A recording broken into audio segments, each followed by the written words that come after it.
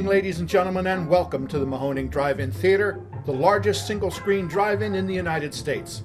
We're certainly glad you could be with us this evening, and don't forget the concession stand is open with all kinds of great things to eat and drink.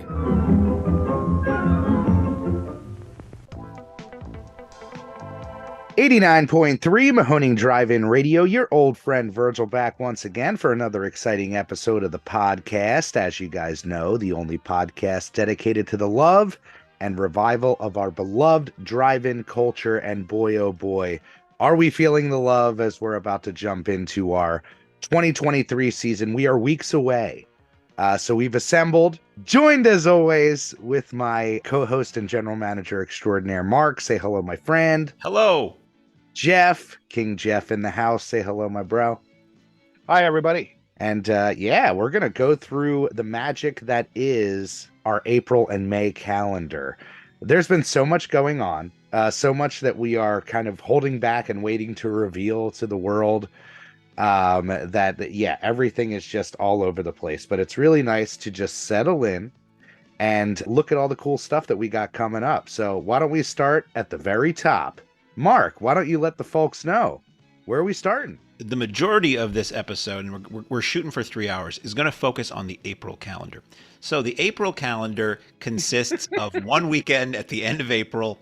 It's April 28th and 29th, Friday and Saturday, and it is our traditional weekend opening weekend show. It is The Wizard of Oz, followed by Willy Wonka and the Chocolate Factory. But this year there's a twist. Ooh. Oh, We're showing them in Spanish. No, the twist this year is that we are flopping the traditional order of the films on Saturday because we have had feedback from people saying, you know, we're coming with my kids and the kids can't stay up late enough to see Willy Wonka and it's the one they really want to see. So on Saturday night, we're going to lead with Willy Wonka and follow that with The Wizard of Oz. So Friday night is Oz, then Wonka. Saturday night, Wonka, then Oz.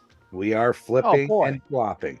Yeah, it's something that we talked about for a while. We did it, I think, once or twice in our run where, you know, if you were playing the same thing, we would flip it, but very rarely. And especially that opening weekend. But it does make sense. There are a lot of cases, even now that I have kids, like Virgie just never makes it to see that Chocolate Factory. So it'll be really nice to get that love and fandom. I'm curious to see if like the Wonka heads come out harder on Saturday and it's more Oz heavy on Friday, but either way it's going to be a nice experience. We have all sorts of fun planned as always. It's not just the movies, it's all about the experience at the Mahoning Drive-In Theater. We certainly will have Come and Meet the Great and Powerful Oz once again in our concession lobby, and that was super fun. yeah.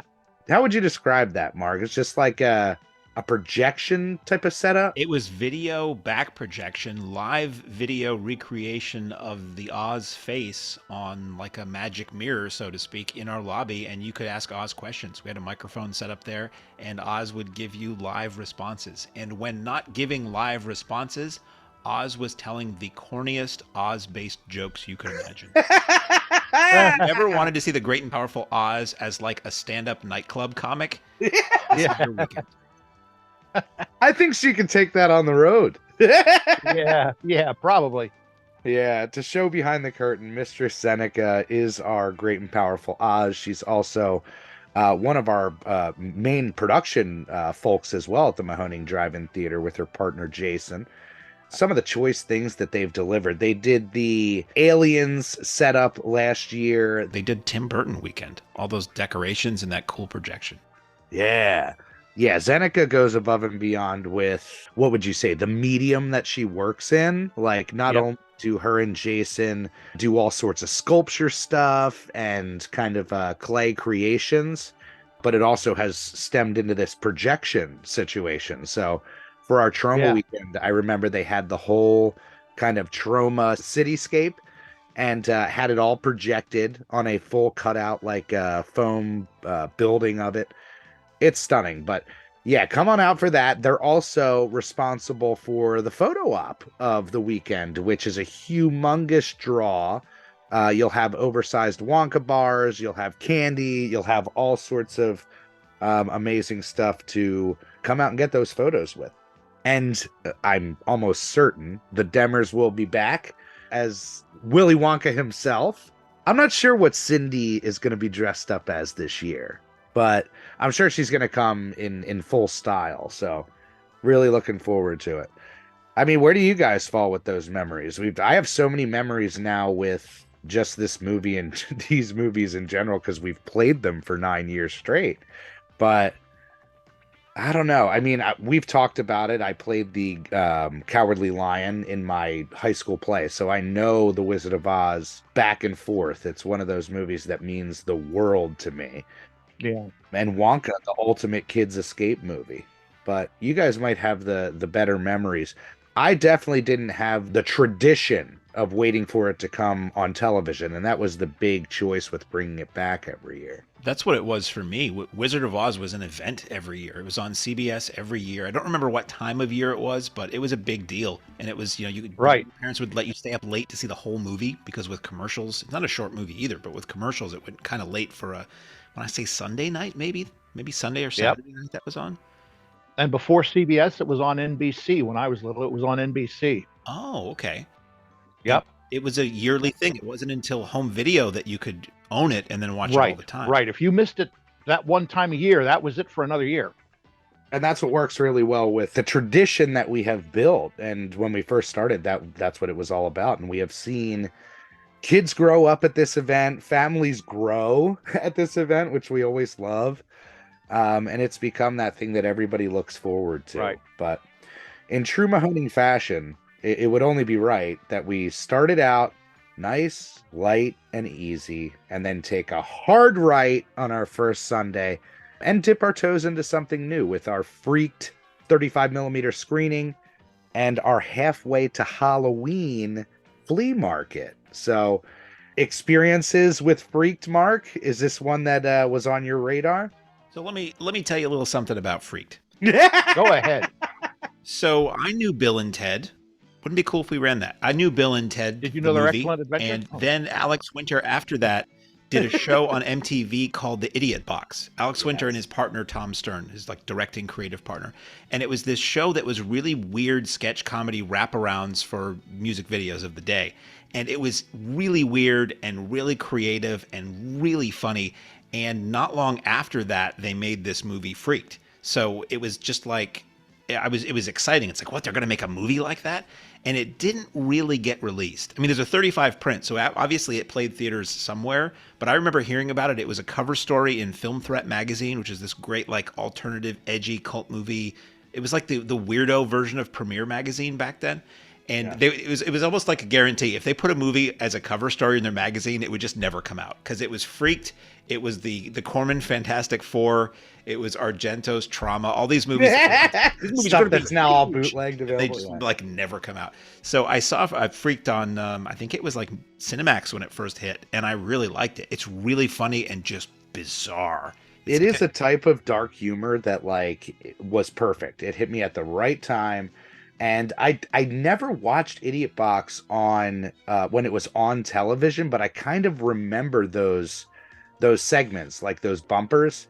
It was hyper creative where they would use all different types of, again, kind of like claymation mixed with animation, mixed with puppetry, mixed with just nutty art.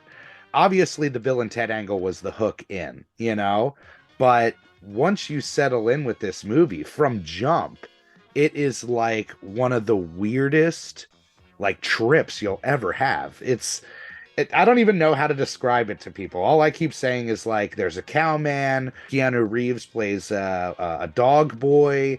There's a bearded woman played by Mr. T.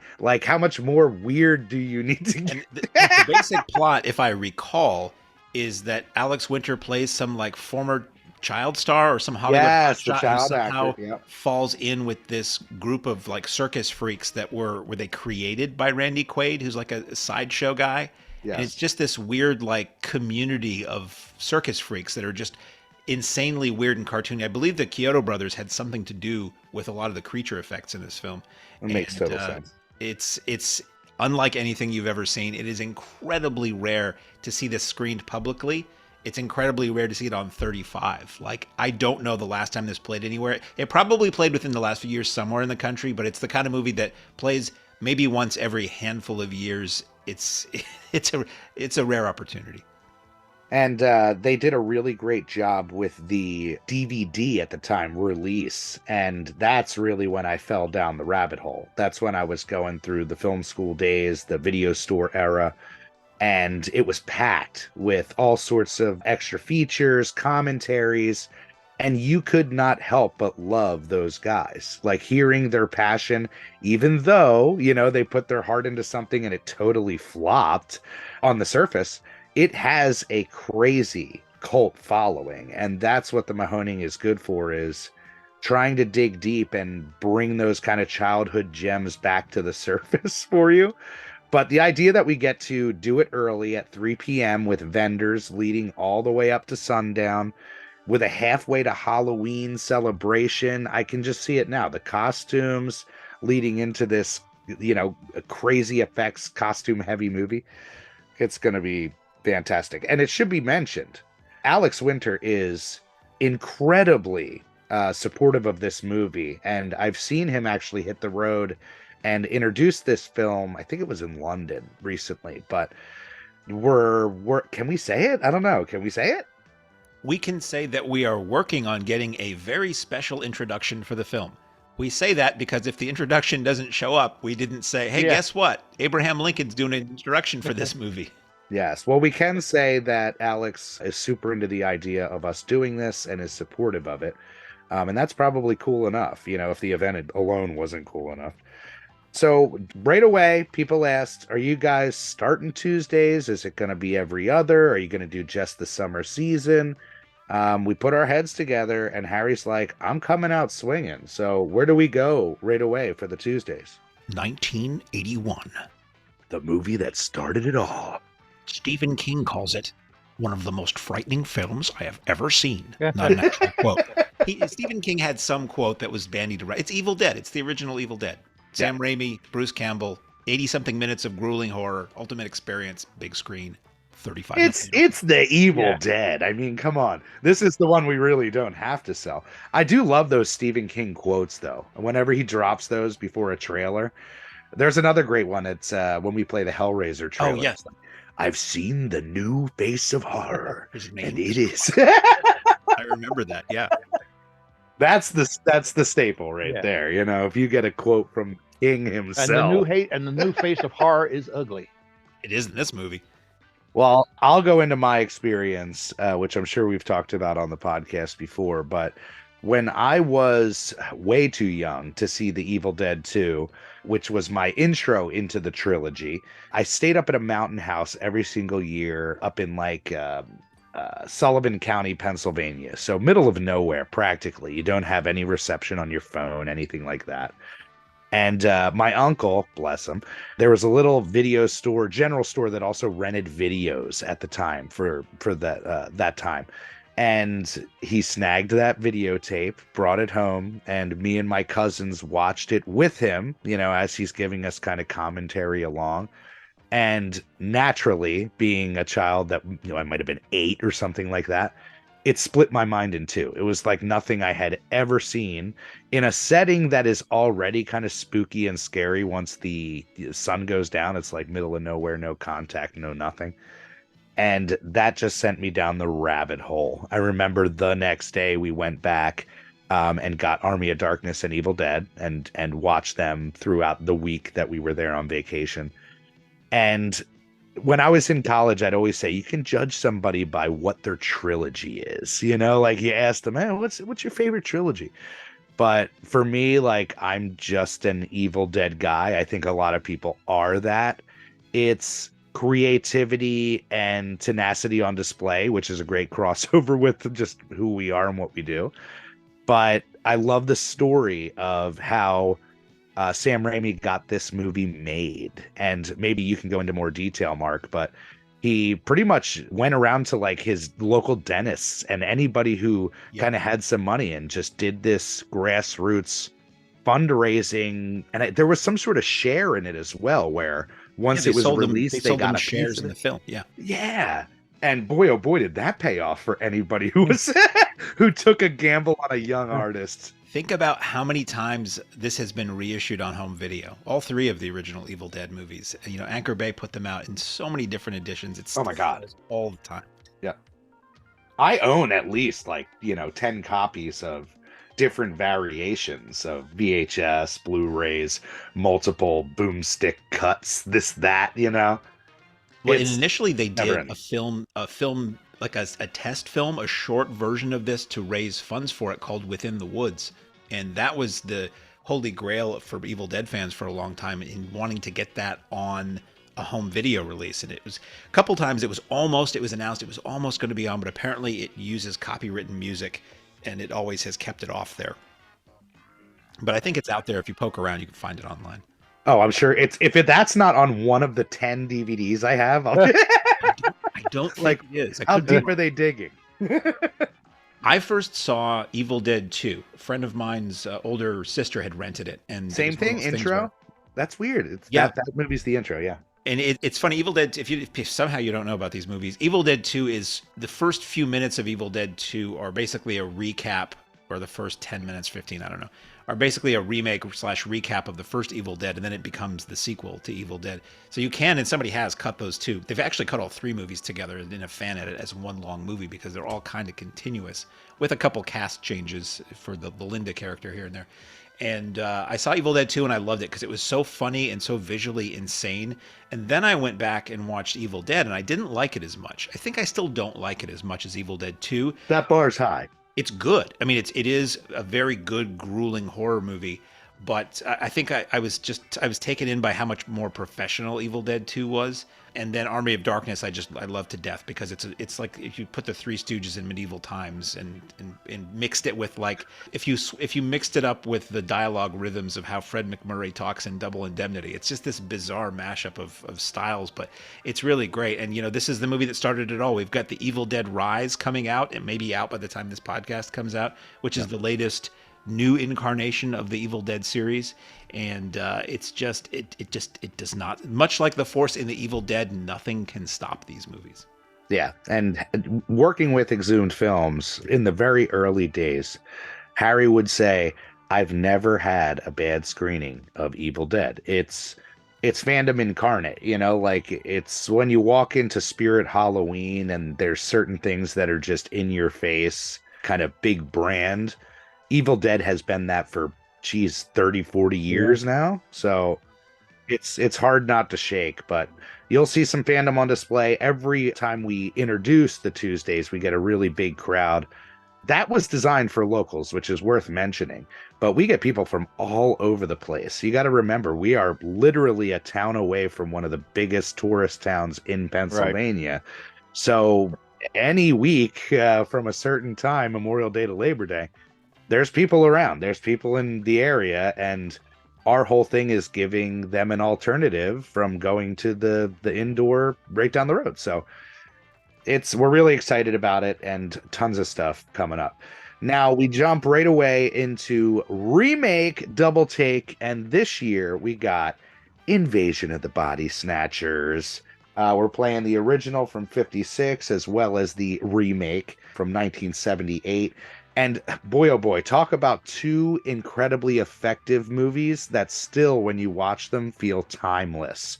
I have more of a childhood nightmare, I guess I could say, with that experience of watching the 78 version. It just burns into your brain in a way that, Fire in the Sky very much did earlier in my life. So, but for you guys, where does your memories fall with the Invasion of the Body Snatchers double? I would say, I'm not sure. I must have seen the first one. I must have, but I can't recall it that well. But I remember the second one. I saw that in an indoor theater when it first came out. I loved it. I thought it was a great movie. Matter of fact, I can't wait to see it again because I know there's parts of it I've forgotten. That second movie is so good. It is one of the rare occasions where a remake is just as good as, and some might even say better than the original. I first saw the 78 version on WLVI Channel 56 out of Boston. They would do the 8 o'clock movie every night. And I watched that with my father, and I thought it was really good and creepy. And I saw it again I think it was actually on film, somewhere screening locally to where I am here. And there is a sense of uneasiness and dread from frame one of that movie. Even before weird stuff is going on, you just see people in the background, in the periphery of the frame. There's a guy at a what is it, a Chinese laundromat who's acting a little weird. It's like something is off in this movie, and it really, really works on you a lot. The original is great. It's a great 50s paranoia film. I saw that on TV originally, and then I saw it. The story I always tell, which I've probably told here a couple times, but when I was in college, we had a really good movie theater on campus. It was state of the art for its day. It could do 35, 16, and 70. Great sound system. And a friend of mine was a projectionist there. So even after we both graduated, he was still projectionist. And what he would, I think the statute of limitations has expired on this. Even when a new print would come in, he would be prepping it. It was a platter system. He was getting it ready on Thursday night, and he would invite friends over for like a 10 o'clock or midnight show after like the theater was closed. And he invited a bunch of us to see this new print at the time of Invasion of the Body Snatchers 56. And I was the only guy who showed up. And I had worked a full day. And I sat there alone in the theater while he was in the booth prepping something else or breaking down the previous night's film. And I was a little sleepy. And I was watching this movie sort of drifting in and out of sleep, which, if you know the plot of the film, is not what you want to do in the context of the film. So it was this weird experience where the film and whatever dream I was having kind of melded, and I was sort of phasing in and out of consciousness. And it was just, it's a wonderful memory of seeing this. Wow. Talk about a way to see it, you know? And this is a film, it's been remade several times after 78. We could have, people said you could do, probably 3 days of this, because I don't know if anybody would show up for that second night is the only. It's tough. And we even considered it because at a certain point, we were looking at the Abel Ferrara remake, which, I mean, that movie is strong, but it's a different type of audience, I think. That ran at the Exhumed 24-Hour Fest, and it's a movie I had never seen. I had two issues with it. One, I thought it was mega cheesy, and everything I don't like about 90s cinema, it boldly did. And it was really dark, like really dark. Yeah. And I remember just thinking at a drive-in, this movie is going to be unwatchable.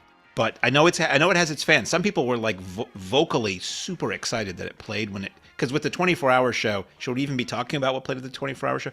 At the 24-hour shows, it's all mystery movies. You don't know what it's going to be until it hits the screen. So sometimes like the opening logo for a film will come up, like Columbia, and people will be like, yes! I'm like, how do you know what this is? And like the first title came up, like, so like a Mario Kassar presents or something, and people, or Mustafa Akkad presents, and people just went crazy. Not that this is who presented that, but it was like one title came on screen and people were like cheering on it. This movie. Yeah. And then it was remade as The Invasion with Nicole Kidman, and it was Daniel Craig in that, I think. And see, like for me, that was just okay. Like I saw that in a theater, but I don't know. That doesn't feel, as you would say, Mahoning. It doesn't have the Mahoning feel, It's this mix of wanting to do, like, it was part of what we do is, like, educational. Like, it's a scholarly exercise, this remake double take. Right. And part of it also is wanting to actually entertain an audience and make money. And, like, we talked about this with another franchise where maybe if you mixed and matched, like if you did the first Body Snatchers 56, paired that with the Abel Ferrara, and then paired 78 with Invasion, that might work. But then you're kind of losing that whole interesting experience. The vibe. Yeah. The fact that we've been able to deliver truly impactful original films and also very stellar remakes, that's kind of been the move with remake double take. Right. Or we would call it second chance weekend. Yeah. They're both strong titles. That's the point of it. Yeah. We don't want to go with something that's subpar.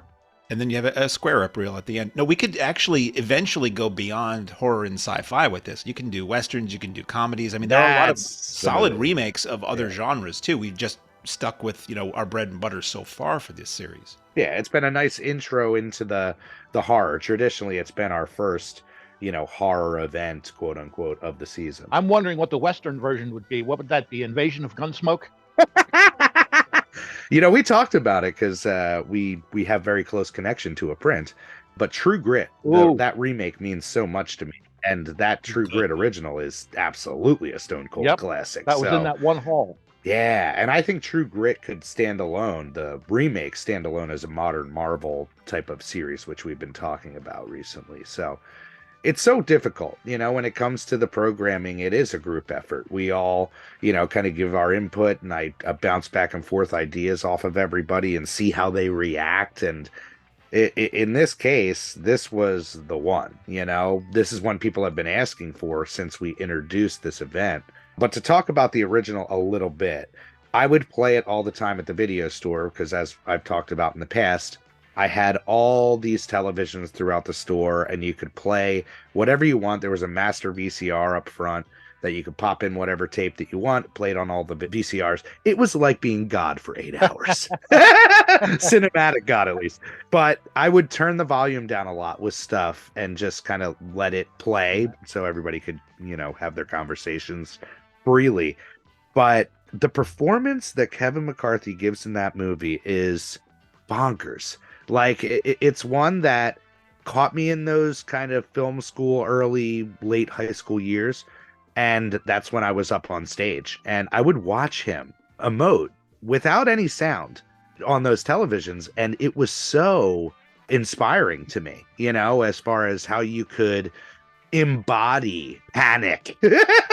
He was just so fantastic. So I really can't wait to revisit this again, and obviously cross it off the 35 mil bucket list. Right. Right. We have always done a 2-day remake double take, but this year we are trying something different. We're doing a standalone on Friday night and taking a right turn on Saturday night as we go into, that's right, another Alex Winter gem, Bill and Ted's excellent double feature. All right. Does it get any better? I don't know. We've done this a couple times. The fandom again around Bill and Ted is magical and definitely comes out to support in a big way. But for me, it is so on the nose. Like, this was the HBO cable every weekend rental. Every single kid wanted to be Bill and Ted.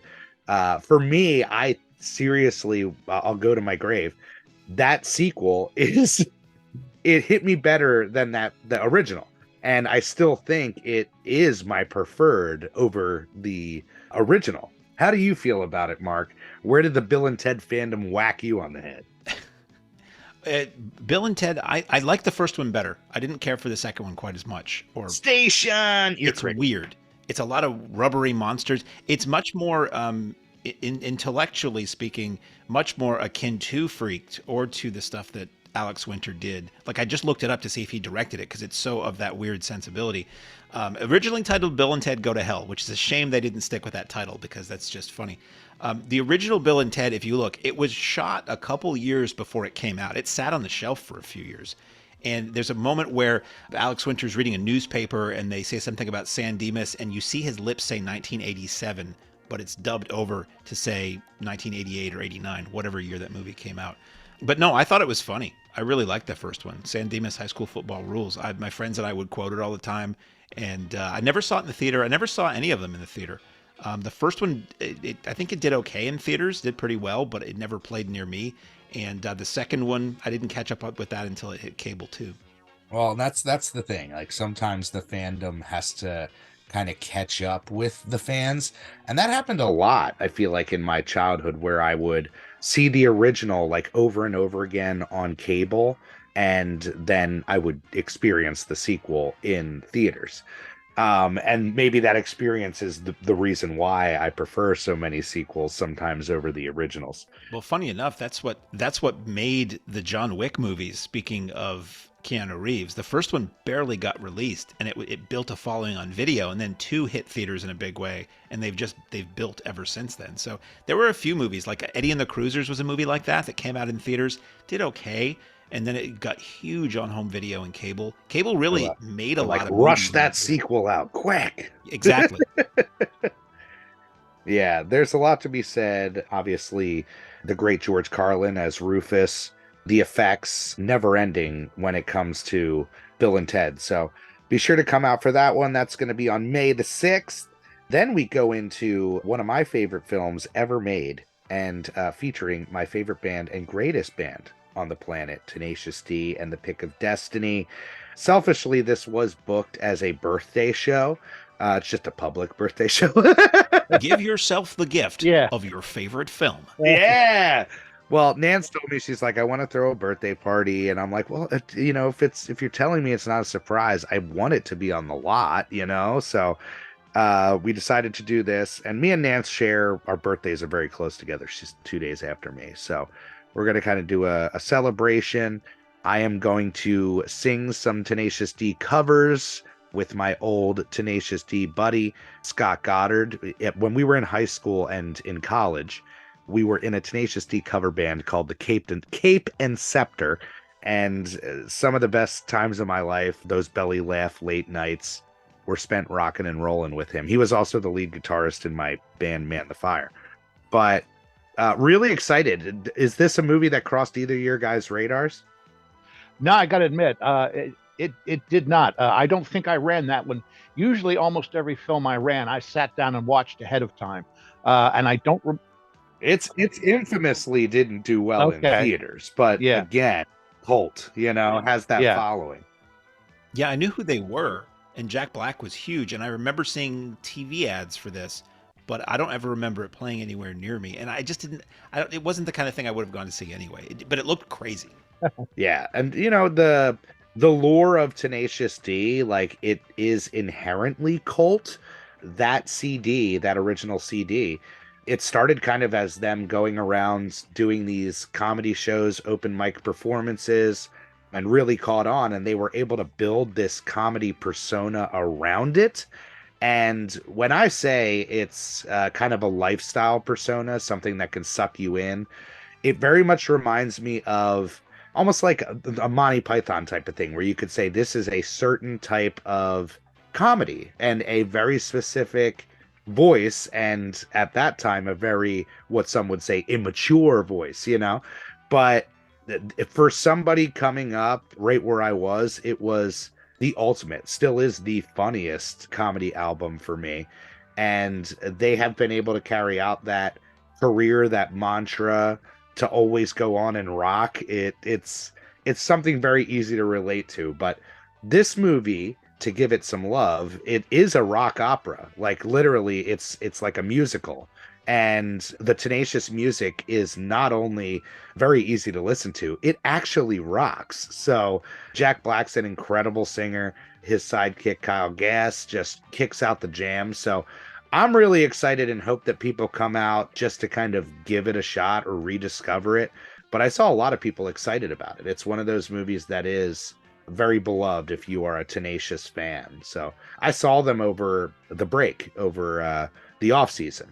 And of course, they blew my mind, and it was fantastic. So really excited about that one. And then we take the hardest right turn of the season. Where are we going for our next Tuesday, Mark? Well, this is a film, we invite all the families to come out and probably never come back again.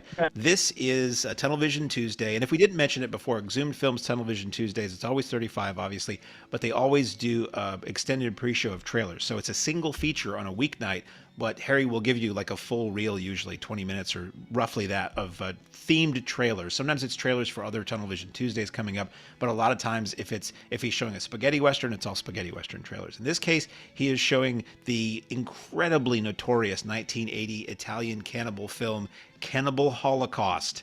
This is a film I've never seen because I feel like it's a line I don't want to cross. You can't go back. It was a genre. They were Italian cannibal movies, and it was always, the Caucasian people go out into the jungle and really treat the natives poorly, and then are in turn treated even more poorly by said natives.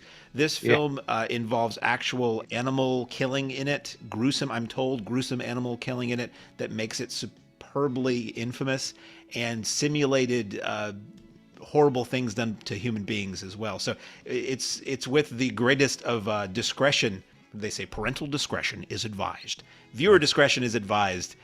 Know what you're in for with this, but this is a rare screening, and it is one of those things that horror fans feel like it's a badge you can wear after you've made it through this movie. I know we've run it before.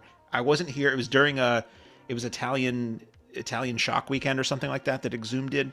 Yes, the Yeah. Schlock, or no, I'm sorry, the Euro Shock Show. Yeah, and I wasn't here for that either. I probably won't come out for this because this is one that I think I'm going to keep at a distance for a long time. I know people who have seen it who love it and they say it's not that bad. But just so you know, it's we're going back to the grindhouse. We're going back to the classic days of drive-ins showing really edgy oddball stuff with this one.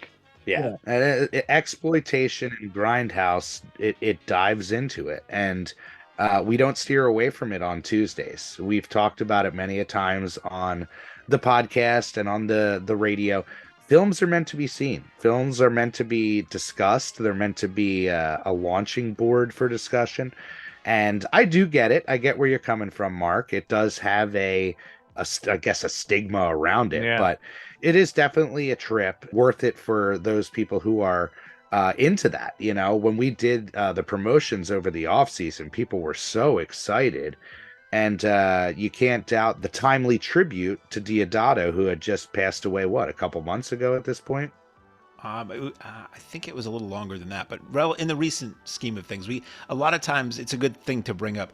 A lot of times, an actor or a director will die, and people will message us and say, "Oh, you should do a tribute show to so and so," and we book our calendars so far in advance that we can't really just cancel a show that's already in motion. So I always kind of want to say, well, if you're still interested in that in that Raquel Welch tribute in about 7 months.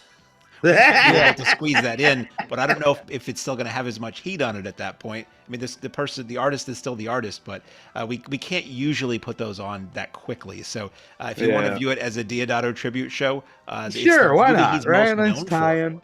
It'll be like when Dave at the Lunar ran Purple Rain. He had to wait to play it for the Prince tribute. He said nobody came. Yeah, we got 2 or 3 cars. Now they're like, I guess they don't care now, huh? Just like that, they forgot about our man. I think it's one of those things, and I totally get it. And a lot of theaters have especially if you're an indoor theater, have the ability to do that on a spur of the moment.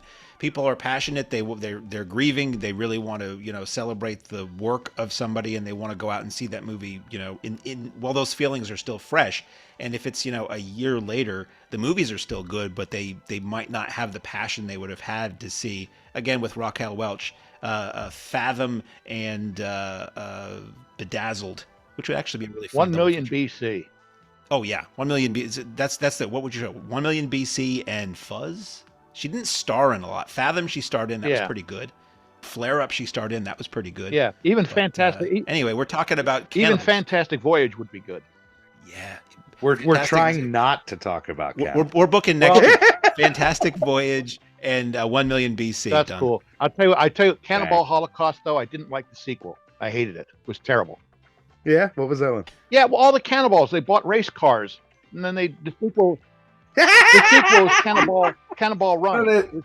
They did Cannibal Run. Terrible. Yeah. A friend of mine joked about that, mixing a cross-country road race in a post-apocalyptic movie and call it Cannibal Run. But the one guy was asking for it though when he stood next to the cannibals and said, "Eat me." That was not good. That was the inciting incident. Yes. That's on the 9th of May. Mark your calendars, freaks.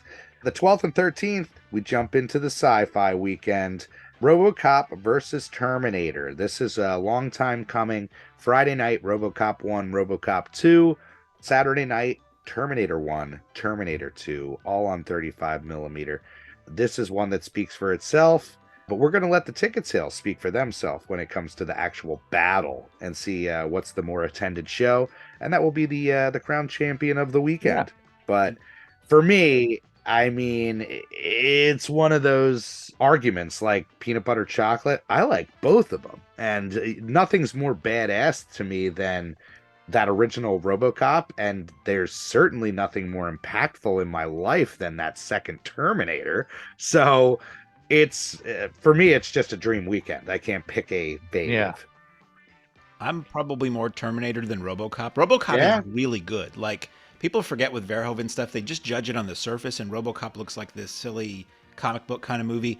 And it's really like a serious skewering and satire of like militarization of police and big business and all that kind of stuff. It's really darkly funny.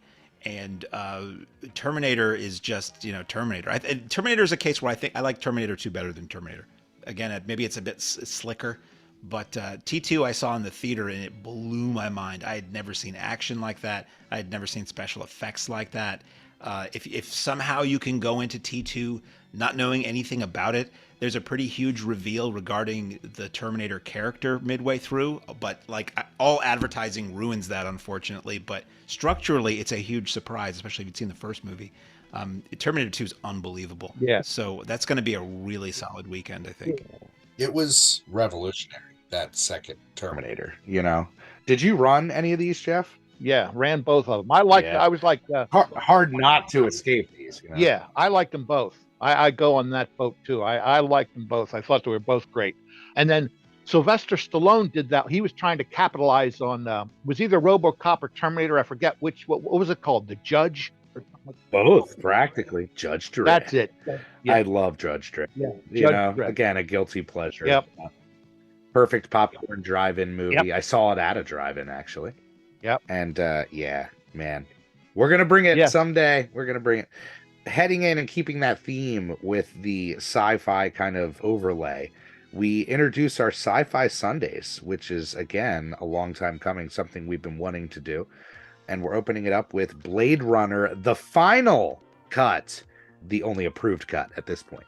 On 35 millimeter, Blade Runner is a dream. And just like most of the films that we play at the Mahoning Drive-In Theater, has a severe fandom surrounding it.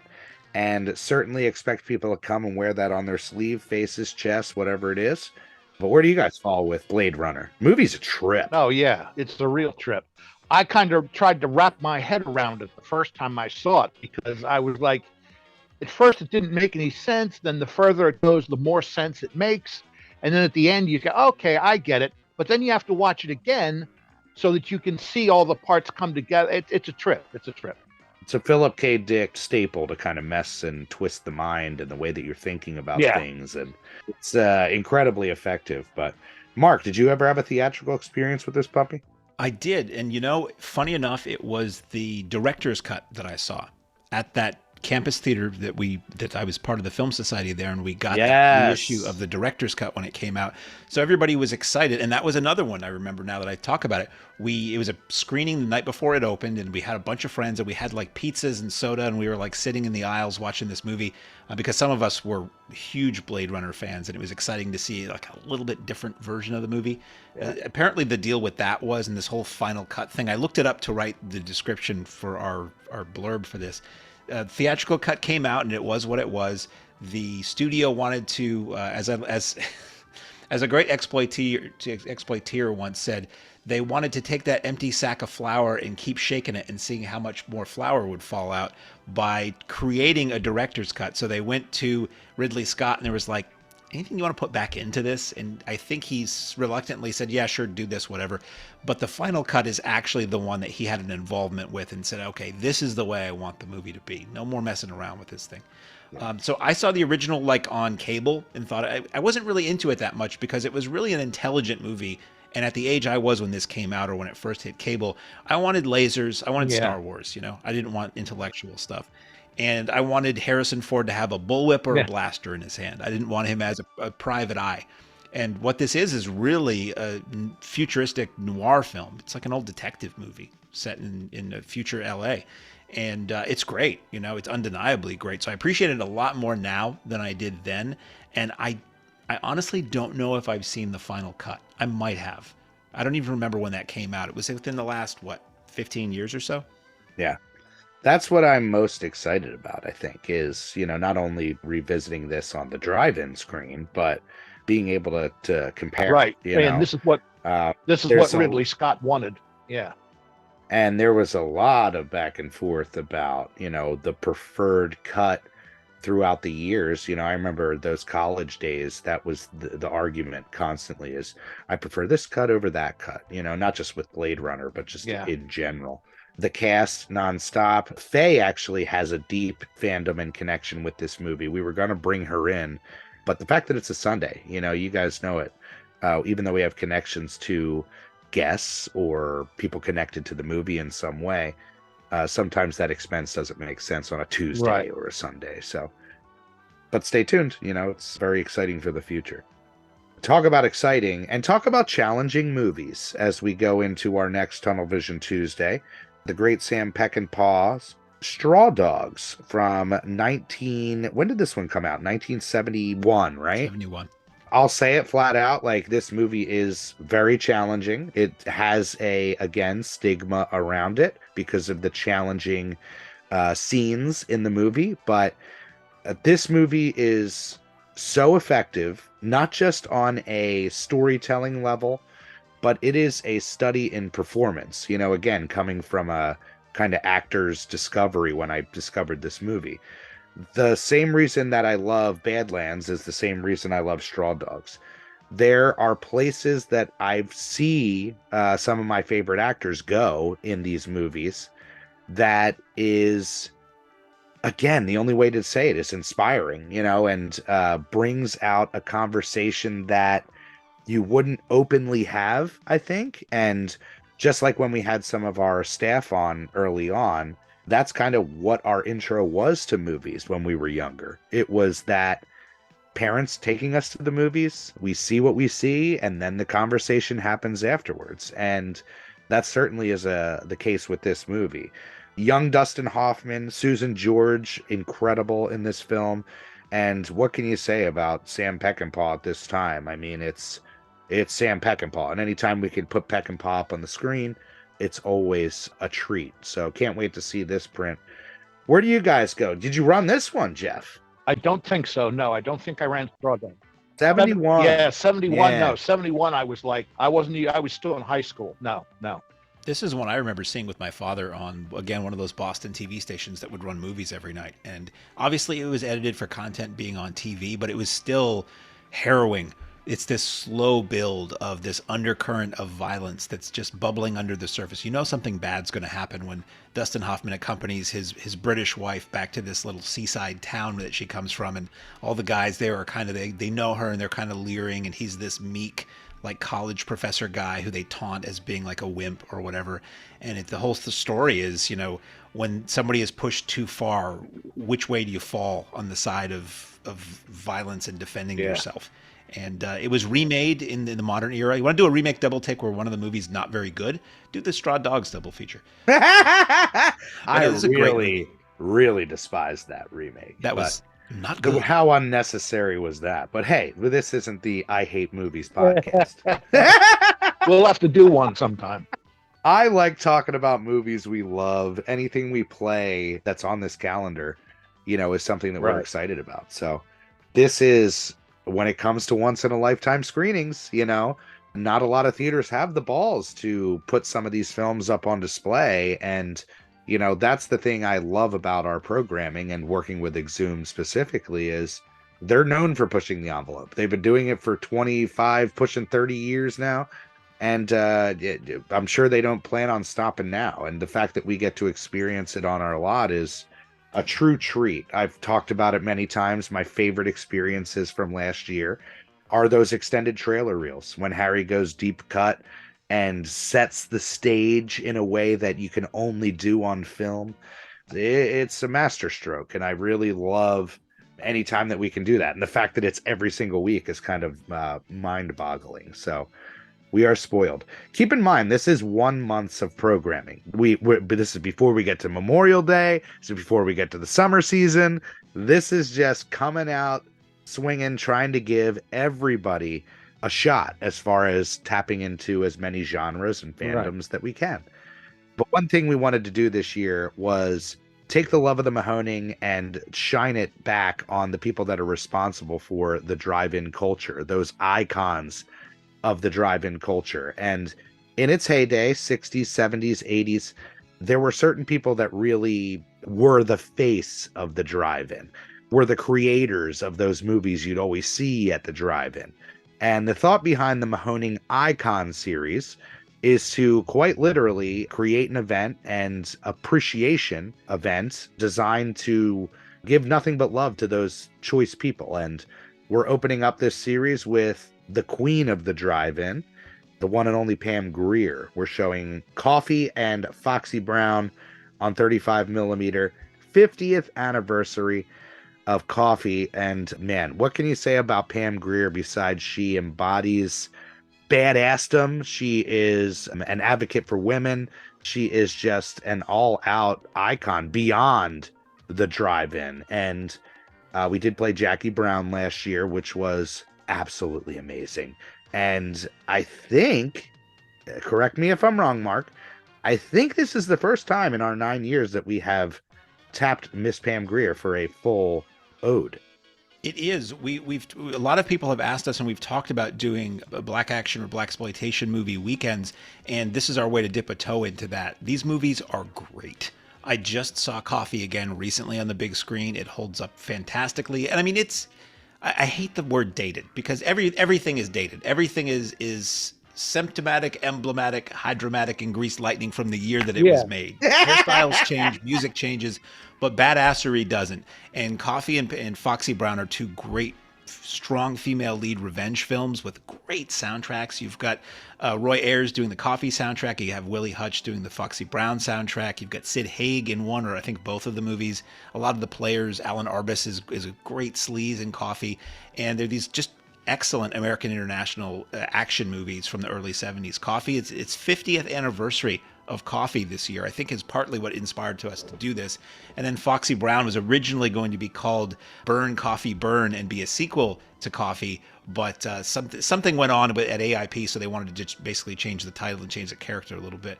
Both directed by Jack Hill, and they're just, you want to talk about drive-in movies. These are great drive-in movies. They're great to see on the big screen. They're great to see with a crowd.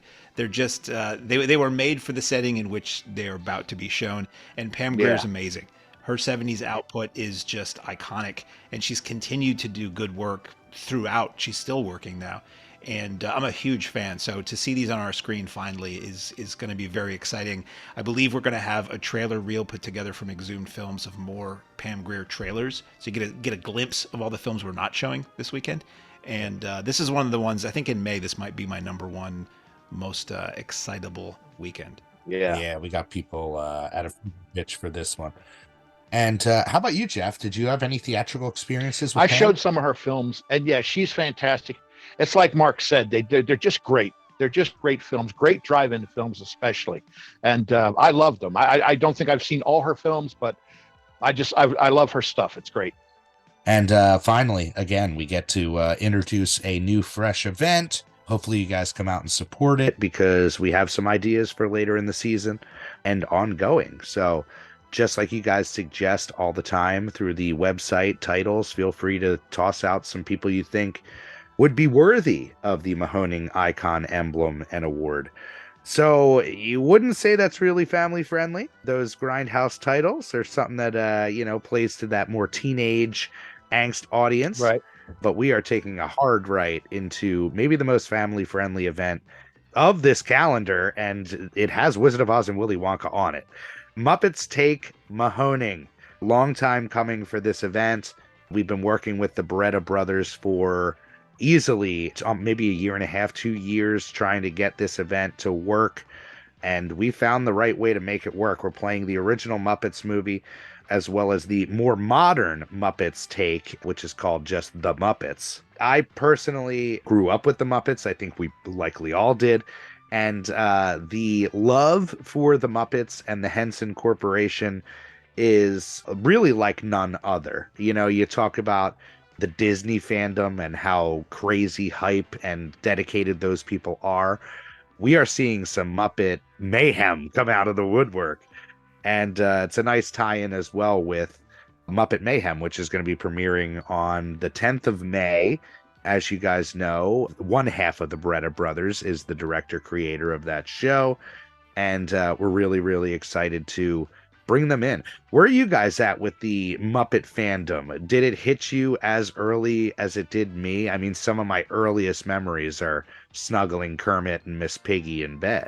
That's not the actual Kermit and Miss Piggy in bed. well, we hope you had fun. It's funny because I have to be the downer on this one. I'm not a downer, but I just missed that era. I was a little bit too old for the Muppets. I was just coming out of that phase, so to speak. And I thought when they first came out, I thought, Sesame Street, I just missed all of that. And I thought, oh, well, that's cute. but I was a little bit above it at that point. So it didn't hit me like it hit you guys. I appreciate them, but I never really got into them that much. For me, it was Sesame Street every day. So you saw Muppets and Kermit and the Sesame Street Muppets in that, and then the Muppet Show was on at the time. Currently, so it was Muppet Show in syndication. So I was watching the Muppet Show all the time. I went to see the Great Muppet Caper when it came out, and that's like the first soundtrack I ever owned. Actually, I bought the soundtrack album, still have it, to the Great Muppet Caper, and I was into it up to a point. I got a little older and I kind of fell off. Even though the Muppets is like the Looney Tunes. If you look at in terms of the Muppets, now the stuff on Sesame Street's a little bit more kid skewed, but the Muppet stuff always was really kind of aimed at grown-ups, but because they were puppets, kids could get into it too. So I watched the films in the theaters up to a point. Maybe I saw all the films in the theaters actually, up through like Muppets in Space, I think was the last theatrical feature they did. And then they did the continuing TV shows, including this new Muppet Mayhem show.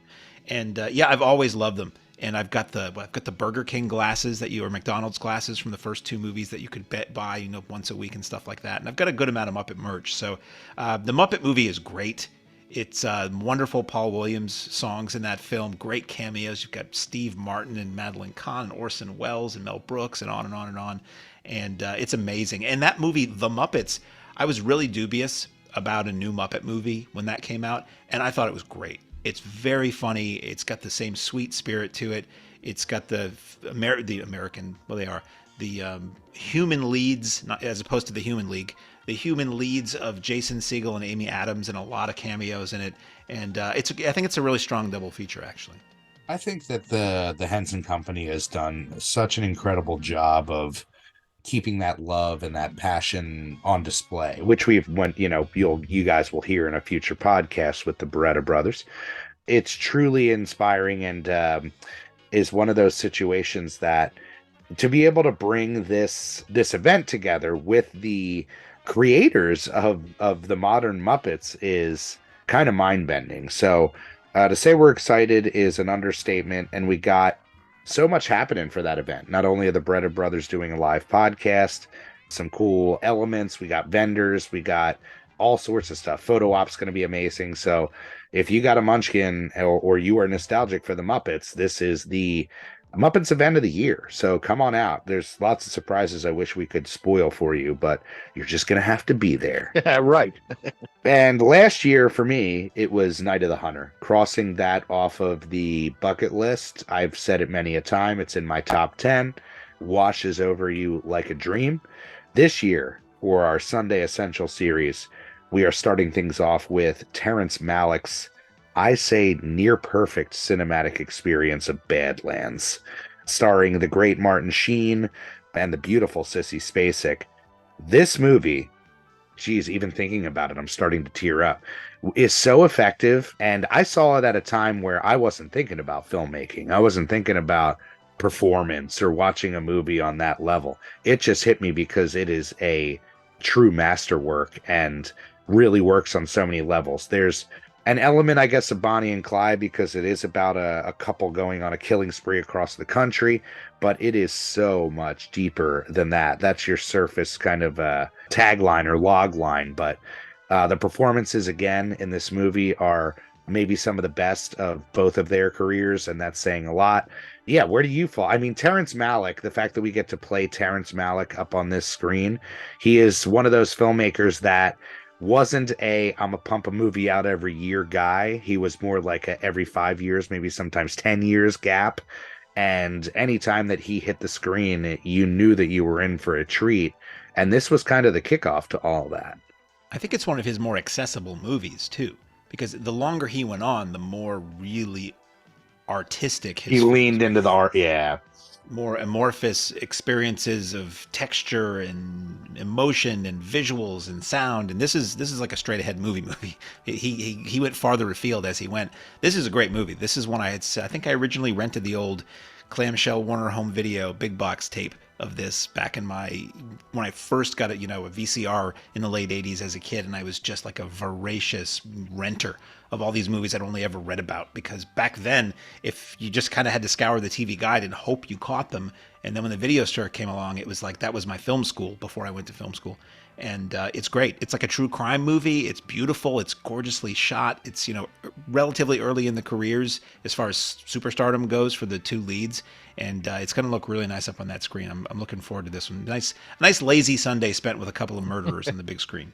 How about you, Jeff? No, I never saw it. Never saw it. Oh, I can't wait missed for you. that one somehow. Yeah, I think I'm gonna have to watch that one. I'm gonna have to watch that one. Tuesday nights throughout the season, I mean, it's just hitting you over the head right out the gate. And in this case, on the 23rd, it hits you over the head with a hammer wearing some black gloves as we present Bird with the Crystal Plumage. Mark, I know you got the history with this movie. I don't think did we play this in our Argento run? I don't believe this was, Harry doesn't like to repeat himself too soon, so I may be wrong, but I don't believe this was part of the Argento show last season. This is Italian horror maestro Dario, also known as the Italian Hitchcock. It was Dario Argento's first feature film, The Bird with the Crystal Plumage from 1970. This stars Tony Musante and Susie Kendall. And tell me if you've ever heard this plot in an Argento film. Somebody's going about their business, they witness a murder or an attempted murder, and then before they can figure out exactly what they saw and finger the murderer is trying to kill them. What? You could apply that to basically every film he made for about 20 years. But it works. It's super stylish. It's an Ennio Morricone score, which is great. It's really creepy and really, really memorable. There's a lot of scenes that just kind of burn into your brain with this movie. And it's a giallo film, which if you're not familiar, giallo is Italian for yellow. That was the color of a series of mystery horror novels that were released in Italy in a certain period of time. And these films emulate that style. So this is one of the early giallo films. I mean, technically the first giallo film is credited as Mario Bava with maybe Blood and Black Lace about 5 or 6 years before this. But this was a huge movie. This brought him to America. This film was popular in America, which is where they referred to him as the Italian Hitchcock, so people had a frame of reference. But it's dubbed in English, great widescreen photography. It's a really good movie. I saw a print of this at the Coolidge Corner Theater in Boston back in the 90s as a midnight show, and it had cut into it an alternate title called The Phantom of Death. So I don't believe this is that print, but I'm looking forward to this. This is why I don't hit a lot of the Tuesday night shows, just because it's a long drive for me after having just come home on a Monday from the drive-in to go back on Tuesday and watch a movie and then go home and then come back. But I love this movie so much, I think I'm probably going to come down for this. Yeah, it's going to be a treat. The Giallo fans come out in a big bad way. Argento, anytime we touch Argento, people are coming out. Really excited about that screening. Then we get into the kickoff of the season, which has always been the kickoff of the season for us, which is crazy to think after going through that insane amount of nonstop action and titles in April and May. As we get to Zombie Fest, and we are now at Zombie Fest 9. How crazy is that? 9 years of Zombie Fest. And you guys know it. It is our annual celebration of The Walking Dead. Not that television series. But it is now a 4-day run as we go Thursday all the way through to Sunday. And we're kicking things off with, we talked about it earlier, the Raimi classic, Army of Darkness. That's right. Break out your boomsticks. We're doing it big. Kicking it off pregame style. Then we roll into the meat of the weekend. And Mark, why don't you give us a breakdown of Friday night's happenings? Okay, so we have a special guest on Friday, which requires a little bit of explanation for some people. So back in the 80s, there was a videotape. The home video was big, in case you hadn't heard.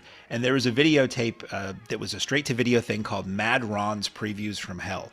And this was the first time I was ever able to see a trailer compilation videotape. Now, they have proliferated since then. Exhumed Films, through their Garage House Pictures label, has released several volumes of Trailer Trauma, which are just all old trailers, and it's amazing.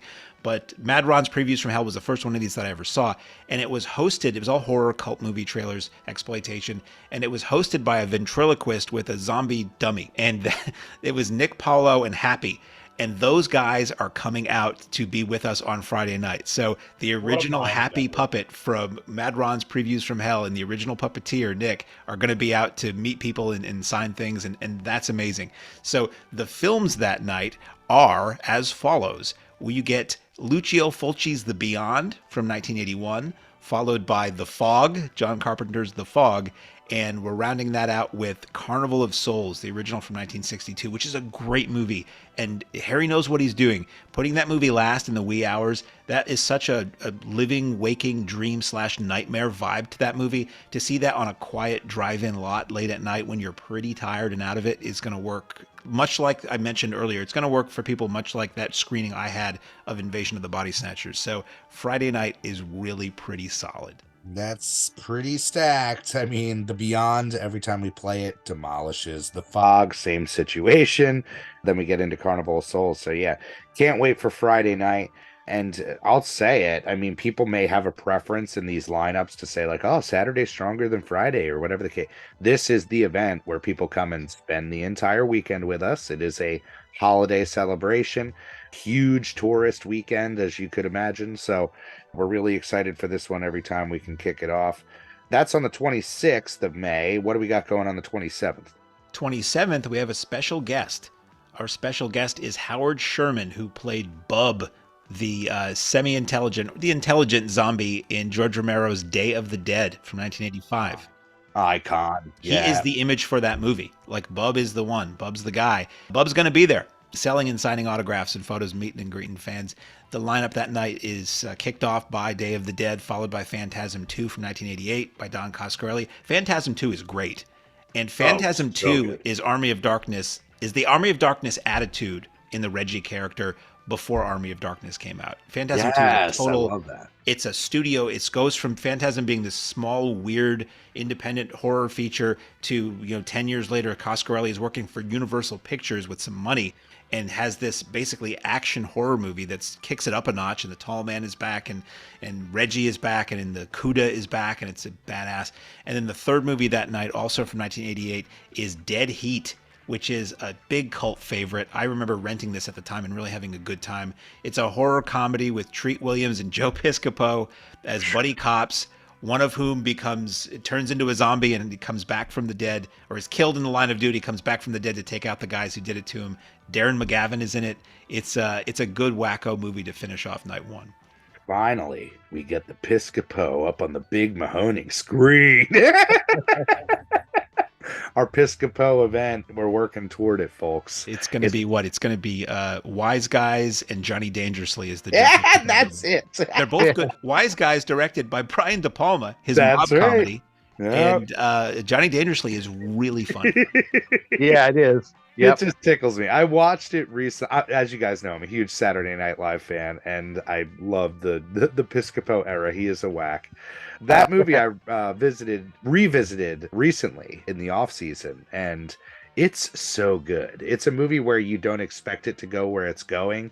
It definitely plays buddy comedy, like buddy copy. Then it gets into the horror elements with the undead. It's really a fun trip. So can't wait for that one. And then closing things out on Sunday night, because it is a holiday, triple feature, a rare Sunday night triple feature. So where are we going Sunday? Sunday kicks off with 1996's Ernest Dickerson directed Tales from the Crypt Demon Night. This was a spin-off from the Tales from the Crypt HBO series at the time, and it is a feature-length weird tale. It's got the vibe of a Tales from the Crypt episode where it feels comic booky, and this movie's really fun. Like, when it came out, I didn't have any interest in it. It looked silly to me, and it wasn't until many years later, 10 years ago maybe, I saw it at a horror festival that wasn't at our drive-in, and I had a really good time with it. It's Billy Zane, and it's like a siege by all these weird demons and creatures in this one location. I think William Sadler, who played Death in Bill and Ted's Bogus Journey, if I recall, is in this film. Yeah, he did. Yep. And it's a lot of fun. And that's followed up, speaking of fun, this is a great movie. Night of the Creeps, Fred Decker, 1986. To me, maybe definitive role for Tom Atkins, I'm not sure. And Jason Lively, who came out, I want to say the last time we played this, Jason Lively came out, visited with us. I got to drive him around and hear some really choice stories from the making of European Vacation. And then that is followed by 1984's Mutant, which I've never seen, directed by John Bud Cardos.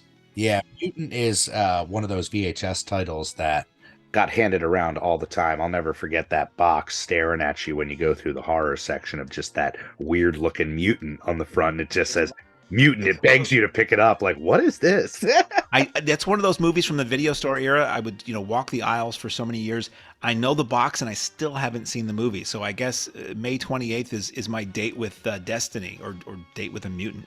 Again, perfect late night fare. Harry knocking it out the park with Zombie Fest this year.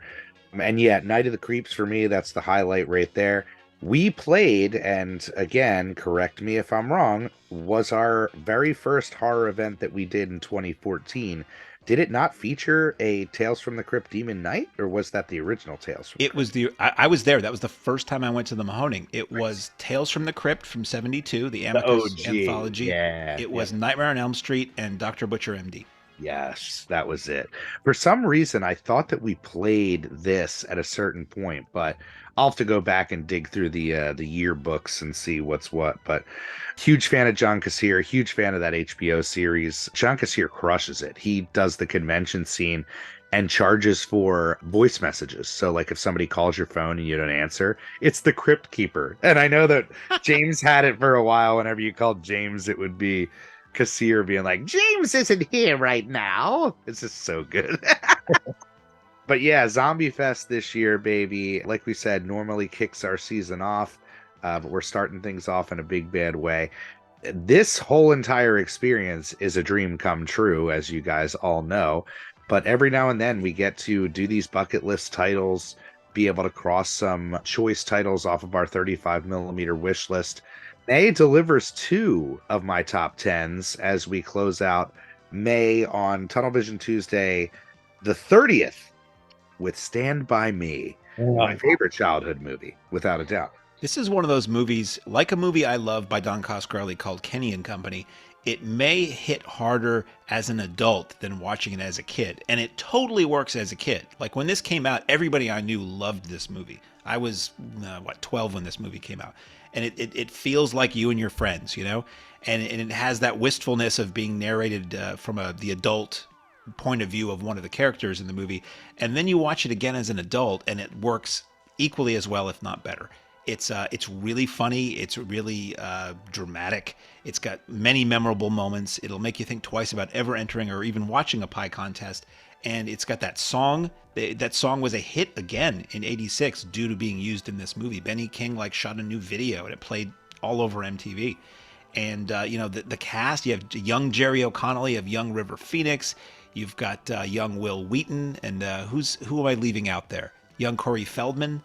And it's solid. We ran it at least once before, at a car show we did many moons ago. I think when I was maybe not even a volunteer at that point. It was Christine and Stand By Me. And a local, one of my memories of Stand By Me is a local movie theater in the town I used to live did a family film series or kid film series. And part of that film series of matinees was Stand By Me. And I had to contact them and go, this isn't really for kids. It's rated R. It's filled with profanity. It's really not for kids, even though it features kids. Even though you remember seeing it when you were a kid, I necessarily wouldn't push this as a kid flick. Yeah. Right. No. It was one of those movies that it went somewhere that a lot of kids' movies didn't do. And like you said, Like a lot of us experienced this as a kid. The fact that all the kids curse, you got kids smoking, you got them going on an adventure, it brought something out in me, I think, that no other movie had done before, in a way that the way that the story is presented is truly moving. The emotional line of loss, the moving on from friends, like you said, I think it's a movie you can grow up with and hits you over and over again in different ways as you grow up with this movie. Based on a Stephen King short, right? Novella? Yeah, it was a Stephen King shorter story called The Body. And yeah, it really did open up the kind of door to Stephen King, the element of writing, again, as a kid and an impressionable youth. It just feels like a classic stage play in a way that it feels essential while you're watching it. It feels Americana at the same time. There's a lot of very American elements, but it is a universal kind of coming of age story. And those are the type of stories I think I love the most. And the fact that we get to revisit this, so excited. Is this one you got to play, Jeff? Yes, I ran this one, and I also sat down and watched it. Like you said, just an excellent movie, an excellent way to tell a story. And yeah, all ages. I mean, it's not a kids' movie, but the kids would get something out of it. Whereas an adult, you get something else out of it. And it just all mixes together. It was just a great film. I think it was just a great film. People are going to come out and enjoy that one. Again, if you guys are local, even if you're not local, keep Tuesdays in mind. They're a really great night out at the movies. Again, with the extended reel and the fun, you get home at a decent hour. It's a great option. Same thing with those Sundays. We started doing the single feature Sundays for a reason. We know people have work the next day, but you can Right, still come out and right, get a great night at the movies in a bite-sized portion. So right. You don't get home super late. Yep. yeah. And of course, tickets available for all of these shows and beyond at mahoningdit.com. We can't wait to see you guys out at the Mahoning lot. So much to share with you guys, so many surprises. So stay tuned to the socials. I guess it's a good time to let people know about the Patreon now that we're getting into the real perks and meat of the season. So, Mark, why don't you give them a breakdown on the Patreon? Sure thing. We have a Patreon program, in case you didn't know, and that is like any Patreon program. It's a subscription service where you sign up, and there are tiers. There's the $4.99, the $9.99, and the $19.99, and they each get you increasingly cool amounts of stuff. So baseline is you get a lot of content that we don't really have room for on our social media. Most of our social media is really, once we open for the season, certainly is about promoting upcoming shows and conveying information about upcoming shows. But the Patreon gives you a lot of behind the scenes, a lot of the inside scoop, a lot of advanced ticket availability, advanced word, early looks at poster art, looks at things from our archives, exclusive podcasts, exclusive photos, on and on and on. And it is geared for it's always weird to say this, but the Mahoning fan or the hardcore film fan. If you are in the Simplex level, which is the $20 a month level, you get an exclusive design every year enamel pin. You get two monthly exclusive screenings. You get the monthly virtual screening that is something usually from the AGFA film library that we'll screen as a mystery movie. Like, I'll give you a clue as to what it is, but you won't really know. And we all watch that together via Zoom. But increasingly, I'm getting pre-release films from video companies, either retro or upcoming films, and we'll have a filmmaker come on and talk about it and do a Q&A afterwards. We did a couple of those that were a total blast. And then the in-person shows we'll do once a month when we're open, which is April through October. Those are 35 millimeter screenings. We pull a print from our personal vault or from the vault of a collector friend. They're films that tend to not be something normally we would show at the theater, so they're a little bit more deeper dish. And they are also films that probably have not hit that screen either ever or since they originally came out. So again, for serious film fans, those Patreon shows are a lot of fun. And I try to keep it interesting. It posts almost every day if I can, and it's a great way to support the theater. It's a way we've never had an income stream in the off season before, and that allows us to pay for our film storage, to pay for additional film acquisitions, to pay for new equipment for the theater. So it all goes back in the theater, and we thank you endlessly for that. So if you go to patreon.com/Mahoning Drive-In, I hope that's the URL. If not, just type in Patreon and Mahoning and you'll find it. It's all the information is there. I think that's great the way Mark put it, because that's the idea. We want to put it back into the theater because we want the Mahoning Drive-In Theater to be around long after we're gone. Absolutely. And that's the whole goal here, the idea that we are blessed and you guys care enough that we get to do all this extra stuff and bring the love of the drive-in culture to your ears every single week is truly an honor, truly a blessing. And the amount of friends that we've made at the Mahoning lot is endless. But I'll tell you what, this podcast series is a gift in the way that we are connecting with our true community of drive-in owners and the folks who are responsible for the staples of the drive-in industry. And we can't be luckier, we can't be happier, and we look forward to this season in such a way. The off season we've talked about is avoid not being able to see our fans, not being able to get together with our crew, our family at this point. So to get back into the swing of things, it's just, you can feel it. You can feel it in the air. Oh, yeah. Yep. So we'll see you guys April 28th. Or if you're a Patreon member, we'll see you on the 27th. Hint, hint, check us out. And on that note, Jeff, Take it away, my friend. Ladies and gentlemen, thanks again for coming out tonight to the Mahoning Drive-In Theater. We hope you'll come back and see us again real soon. The exit is on the right-hand side of the screen at the front of the field, and most importantly, have a very safe trip home. Good night and God bless you.